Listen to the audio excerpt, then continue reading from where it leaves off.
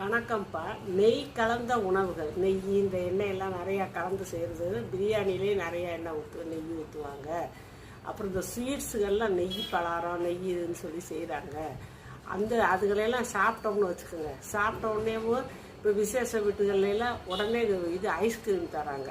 அப்படி ஐஸ்கிரீமும் சாப்பிடக்கூடாது. கூல்ட்ரிங்க்ஸும் அதை சாப்பிட்ட உடனே சாப்பிடக்கூடாது. சாப்பிட்டீங்கன்னா அது பூரா அந்த உள்ளே இருக்க அந்த கொழுப்பு சத்தெல்லாம் கெட்ட கொழுப்பாக மாறி ரத்தத்தில் போய் கலந்து ரத்தம் வந்து திக்காகி பிளட் ப்ரெஷரு, இருதய பாதிப்பு இதெல்லாம் ஏற்படும்.